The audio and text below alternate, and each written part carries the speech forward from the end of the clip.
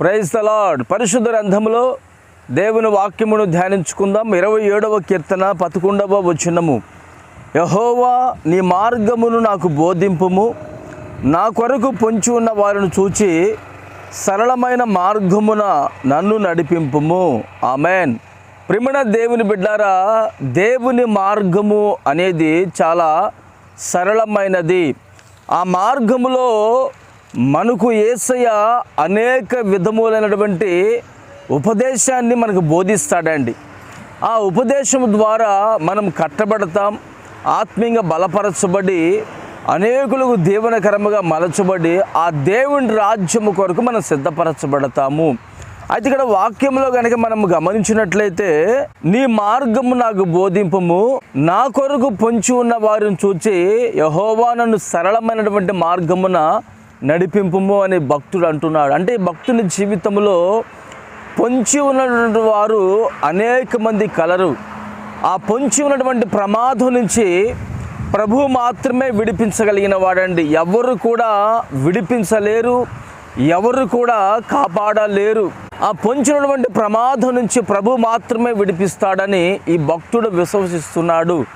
For example, పరిశుద్ధ గ్రంథంలో ఒక మాట తెలియపరుస్తాను.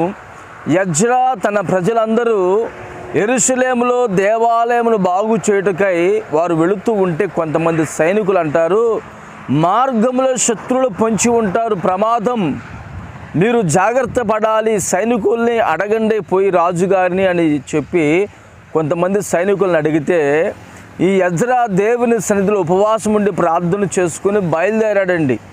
ఏ రాజు సహాయం తీసుకోలేదు. అయితే మార్గంలో పొంచి ఉన్నటువంటి ఆ ప్రమాదం నుంచి ప్రభు ఎజ్రాని తన ప్రజల్ని కాపాడి వారికి సరళమైనటువంటి మార్గాన్ని ప్రభు అనుగ్రహించి ఉన్నాడు. ఈ రోజున నీ విశ్వాస జీవితము పరలోక రాజ్యం వైపు నడిపించబడుతుంది కదా.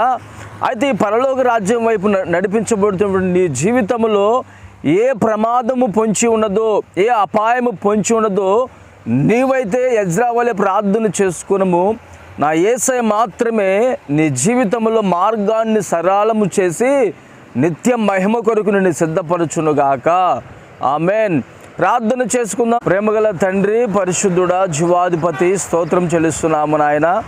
మా మార్గము సరళమైనది కాదని, నీ మార్గం మాత్రమే తండ్రి సరళమైనదని మీరు మాకు తెలియపరిచున్నారు. ఎజ్రా మార్గాన్ని మీరు సరళము చేసి అతని జీవితాన్ని మీరు సార్థకము చేసి ఉండగా, ఈ రోజున మా జీవితంలో కూడా మా మార్గములో పొంచున్నటువంటి ప్రతి ప్రమాదం నుంచి విడిపించి మహిమ పొందుకోమని యేసు నామమున ప్రార్థిస్తున్నాను తండ్రి.